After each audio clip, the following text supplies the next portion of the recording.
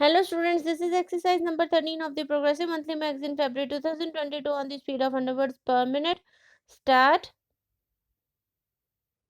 Sir, the very basis of the bill has also been questioned. That is whether the restructuring of the capital of the institutions is at all needed. It is our view that a developmental agency should be organizationally independent and its board professionalized. Having fully fed the Industrial Development Bank of India since its infancy for a decade, the Reserve Bank has placed it in a position of importance. The government have, therefore, taken the view that the time has arrived to elevate the status of the development bank to that of the principal financial institution. Just as the Reserve Bank is the central bank of the country, the Life Insurance Corporation of India is the principal investment institution.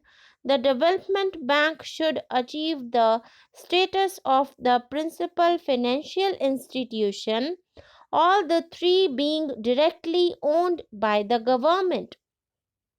The bill seeks to achieve this purpose. Further, the board of the principal financial institution should reflect the various impulses of different states of India, particularly those which are industrially backward. As I have already explained, you will see from clause 6 of the bill that in a board of 25 members, excepting two who are government officials and two employees of the financial institutions, the rest are professionals in the sense that they represent all India and state level financial institutions, banks, and various fields like science, technology, industry, economics, industrial cooperative marketing, etc. The Reserve Bank, as the central bank of the country, will be represented at the level of a deputy governor on the board and on the executive committee of the Development Bank. The Reserve Bank is, therefore, in a position to continue to make its positive contribution to the operations of the Development Bank and through it of all the other financial institutions. It has also been argued that after the restructuring of the Development Bank, neither the volume of credit to industry will increase nor will the cost of credit decrease, and thus there is no economic rationals for the bill. In any event, the mobilization of resources and their channeling will be done in close coordination with the Reserve Bank of India. Having elevated the status of the IDBI and made it statutorily responsible for the coordination, the Development Bank and the other financial institutions will work with greater cohesion, and to that extent there will be better development of resources all round.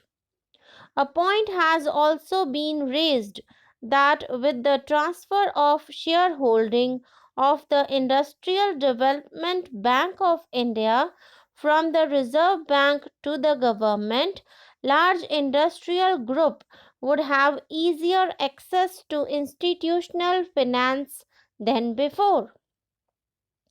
In the second note of dissent by my honorable friends, a similar point has been made that the credit policies to be followed by the institutions have not been defined.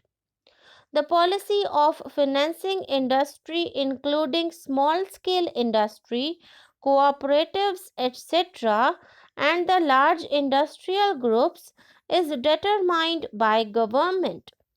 For implementing the policy of government, it is perhaps not very material whether the Industrial Development Bank of India is directly owned by government or owned through the Reserve Bank. Parliament has therefore the opportunity to oversee the policy being followed by the Development Bank and the other institutions in financing industry in general and the larger industrial groups in particular. The honorable members have in their minute of dissent referred to the position that the employees' representatives will not be elected on the board but will be selected in a manner prescribed by government. They have referred to the practice prevailing in regard to the appointment of directors on the boards of the nationalized banks. I may inform the House that in the case of the nationalized banks, the scheme framed under the Banking Nationalization Act does not provide as such for a direct election by workmen of their representatives on the boards of the banks, and a representative is chosen out of a panel of three names suggested by the Federation, which, on verification by the Central Labour Commissioner, has the largest number of workmen as members. A more or less similar procedure will be drawn up in this case also for selection of the employees' representatives. I now take this opportunity of paying a tribute to the services rendered by the Reserve Bank of India in feeding the Industrial Development Bank of India from its infancy and having brought it up to its present status so that it could take up the leadership of the other financial institutions independently. As I have already stated earlier, the Industrial Development Bank of India will continue to be as much a concern of the Reserve Bank as of the government in the new setup as well. I have every hope that the Development Bank, as the principal financial institutions in the field of industrial finance with its enlarged role, should be able to play an effective part in the balanced industrial development of the country in accordance with national priority and aspirations. This has been provided in the preamble by the Joint Committee constituted by the concerned ministry.